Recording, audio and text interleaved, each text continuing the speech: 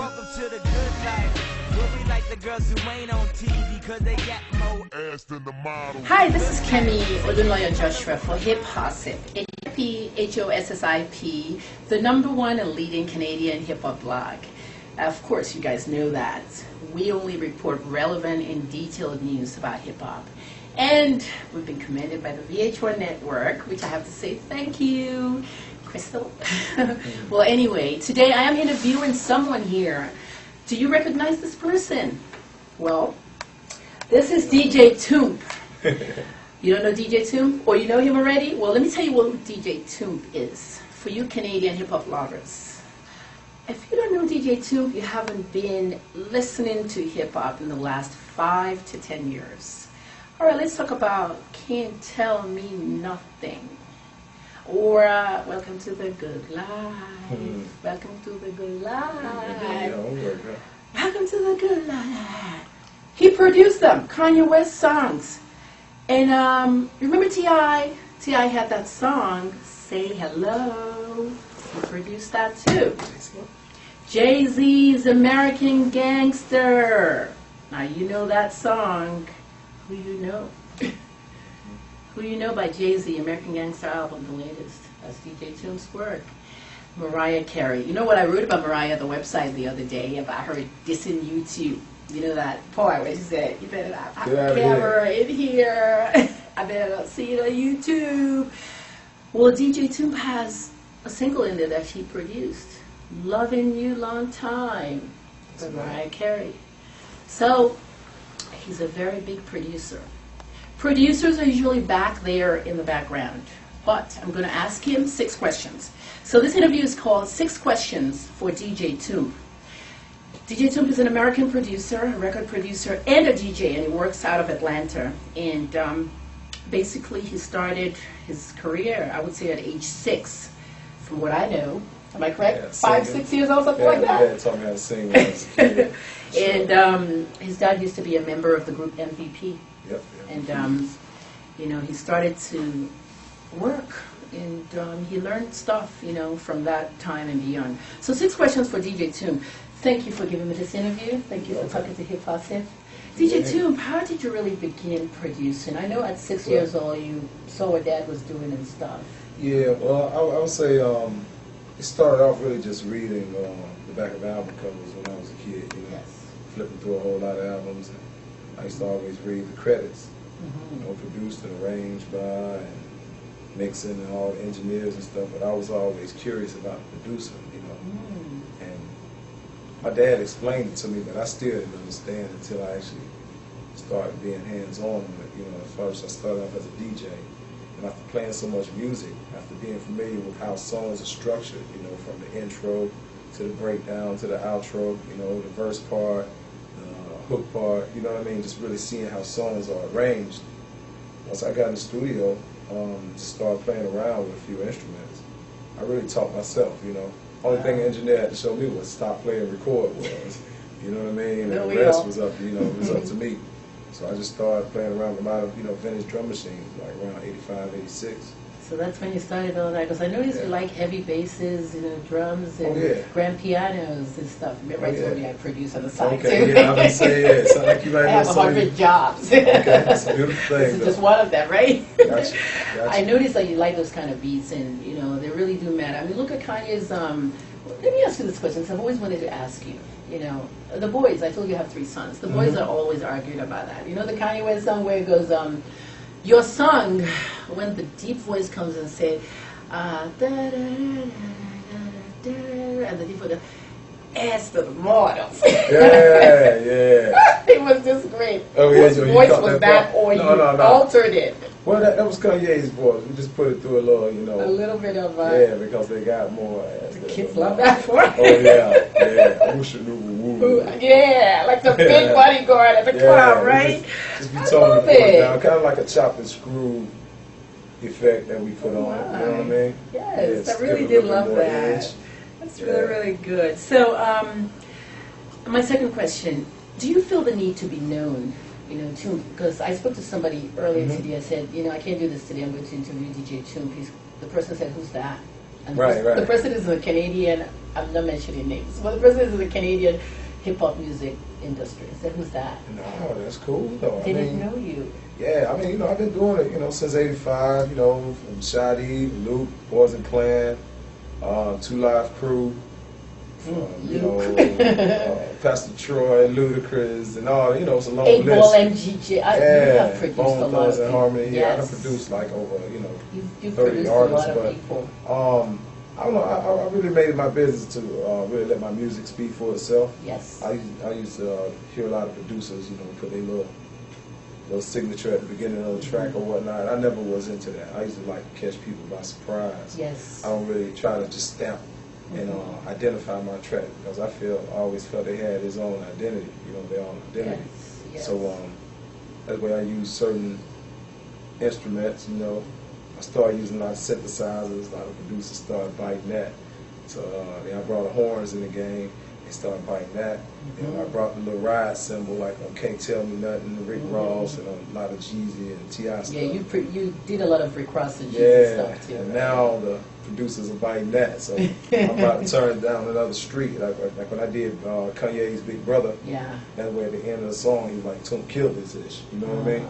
And a lot of people didn't know that until he said that because I used totally different instruments. Yeah. Just to, you know, drive down another street and throw people off. So, you know, I mean, it's cool, but I mean, I understand it definitely is necessary, you know, to be known out there, you know, to put your face in a place, but I'm not one of those guys who just really jump around in videos too tough, you know what I mean? Yeah, we've known that kind of Feels good, you know, being able to walk through the mall and kick it, you know, without everybody running up to you with CDs. Yeah. Talking about, you know, my little cousin know how to sing and rap. And, yeah, check it out. Sometimes that could be annoying. Hey, but you were listening to T.I. CD in the car. Mm-hmm. I heard about that. He said, this cat can sing. Yeah. It was a tape. Yeah, it was a demo tape they brought by my house. It was in '97, you know. Yeah. And I heard it and I was impressed because it was a new form of music that I was bringing out. And it's that trap sound, you know what I mean? But I never really was able to find any artists who could really present that and actually perform over those type tracks. And once I ran into Clifford Harris, better known as T.I., he performed very well. And I was like, yo, I think we got a chemistry here. But I have a question for you too. How come you didn't do anything in T.I. versus T.I.P.?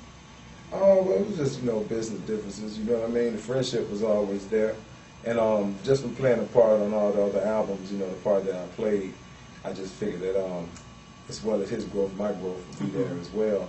But I just decided just to take a break, you know, and put a lot of energy out there to really, basically going back to what you were saying as far as being known, because everybody really just knew me for the T.I. work. Right. So, you know, just that year, I just decided to just really go out and take it to the next level, and that's when I started touching the Jay-Z, Kanye, Luda, Jeezy, 8-Ball, and a long list of others. Right. And that really came from me just, you know, taking that energy and putting it, and really leaving Atlanta. You know what I mean? Really going to New York, going to Cali. Like I said, I just did some crazy stuff in the game. I think I got like 4 bangers on him so far. On your success, and I think you're really a winner. What would you tell MC Shadi today? This is your life, you know. I went and dug you down. Definitely. I mean, I would tell MC Shadi, thanks for the opportunity, because that happened in what, '87. Tell my readers who MC Shadi is. Well, MC Shadi is one of the 3rd acts to be signed on Luke Skywalker Records. He got, you know, anybody in the industry. It's a live crew. Yeah, you should know who Luke Skywalker is. But out of Miami, and Shadi was like the 3rd artist to get signed to that label. And his first album came out in '86, but the second album came out in '87. Yeah. That's the one that I produced. And yeah, you know, come on, shake it. You know, if anybody know about that, yes. That was a pretty big Shake record. It. That's the one with the Lakers. Yeah. The Lakers cheerleader song. Yeah. That's, oh my God. Yeah. So that's. Toomp, you did that? Yeah. This is history in the making. Now this is an exclusive interview. And just for him put me down, you know, as a DJ. You know, I started off as a DJ, but then I started showing my production skills later on when he found out I knew how to work this drum machine called the SP1200. So I basically had to master that, you know, everybody produces 10 seconds of sampling time. Do the best you can.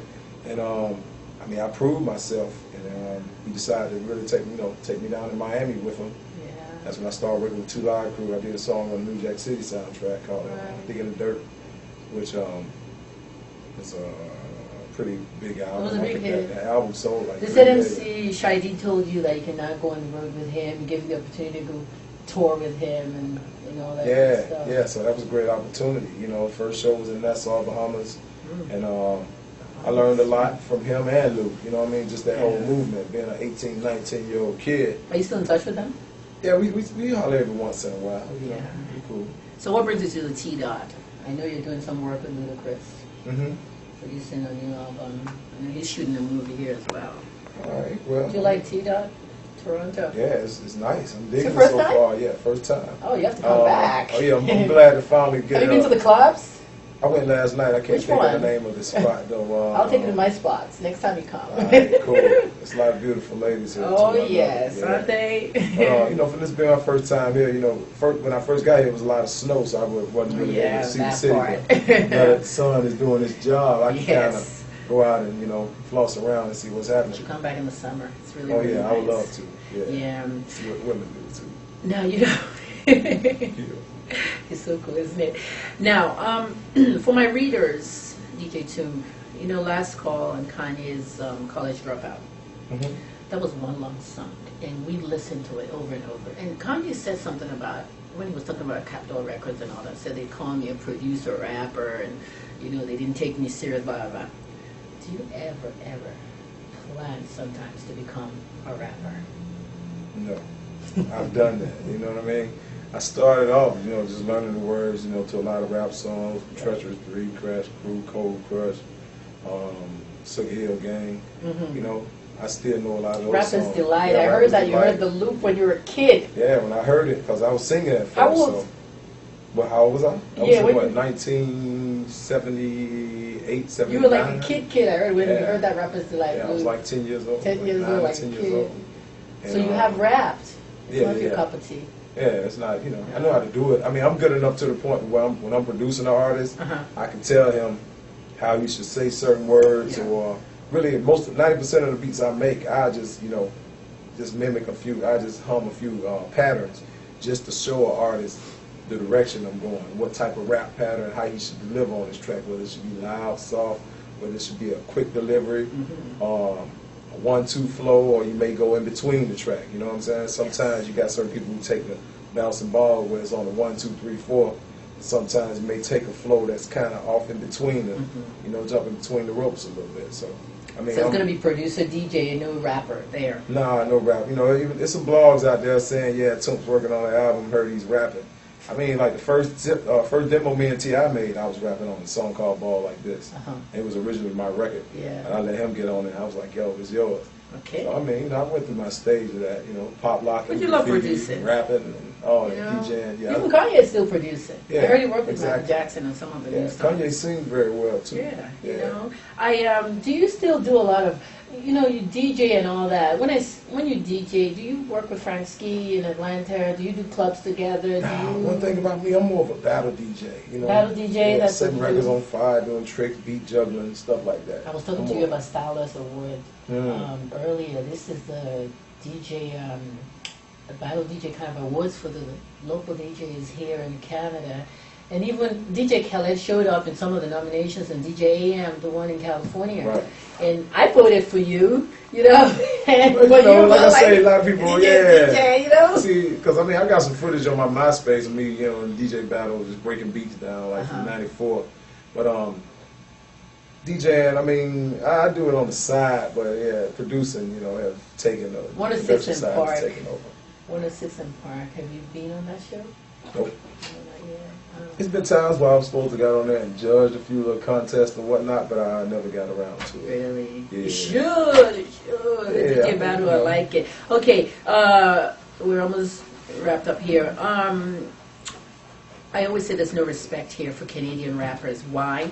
Who is not given the respect? The local media. I work in the local media, and I'm not ashamed to say it on camera because when I arrived here 10 months ago, oh, I'm ashamed of myself? No way. I'm talking about the city. Oh, they should be. Yeah, they should be. A lot more, Some of our local mainstream papers here, except the National Post, who did that Kanye dilemma story on Monday. I'll email you that later on. Okay. We really need to give more props to the local Canadian rappers. They need respect from the U.S. side of things and from the local side of things here. Bone Thugs and Harmony was denied entry into Canada last month. I covered it on my blog because of violent lyrics. 50 has been targeted. Snoop has been targeted. There's a Detroit label that's suing the Canadian immigration now. The Canadian immigration released a statement to me saying that there is a lot of gang violence in Toronto and Vancouver, and the music is contributing to it. I spoke to people in the hood, Jane and Finch, Regent's Park, and the kids were telling me some kids don't know the difference between real and not real. And it affects them, they become gangster rappers, and a lot of them are rapping, but they're underground. And they're rapping so violently. One kid got shot the same day, 2 years in a row. 1996, got shot 15 times. The same day, November 1997, got shot 11 times. And he sang about it. And he was interviewed by the CBC. I read the interview and I caught him on my space and I said, I want to talk to you. They don't seem to understand, some of the kids here don't seem to understand the differences between real and not real. At least that's what I'm getting from some of their friends, you know. But there are some very serious rappers here. Very, very good. DJ Toomp, you said something. This is my last question to you. And I always save the best for last. You said something at the Southern Entertainment, is it the Southern Entertainment Music Awards? Yeah, the SEA.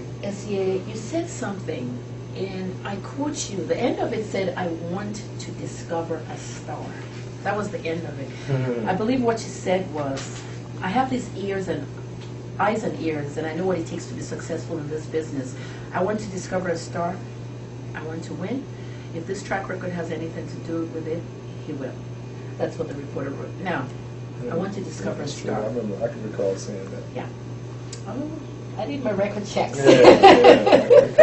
Right? Okay, tell me, are you scouting potential Canadian hip-hop artists? Honestly, you only had to put Canadian in there. I'm scouting just great talent, period. Whether, no matter what side of the planet you're from, if it's something hot, something that's new, then it can be brought to the table. If it's the artist is this may might not be a real word, but if you're producible, if you if you can take instructions, if you're open to be produced, you know. And have some type of following, you know what I mean? Yeah. I'm open. We have a group here in Toronto called Point Blank. And Point Blank reminds me of Wu-Tang Clan. There are 7 or 8 of them in that group, and boy, they are good. Those beats are hot. You know, DJ Toomp, I can tell myself that I know much about the music business. I wouldn't sit down here telling myself that I'm promoting Point Blank. I haven't met these guys, but on YouTube, on the internet, on MySpace, I'm looking at all these different Canadian rappers, and this is, the first thing when I looked at them, my 21-year-old son said, Mom, aren't they a lot? They're like 7 or 8. I said, well, it doesn't matter how much they are. Wu-Tang was that much, you know? But look at the beats of it. They did a video for Toronto about an area called Regent's Park. Well, this is the hood, right? And all the myths about Regent Park and the truth and actual footage of how cops were arresting people and things. People in Regent Park, they all have camcorders, and they're shooting video, real video, and incorporating it into real videos. It was very, very highly talented. And you know,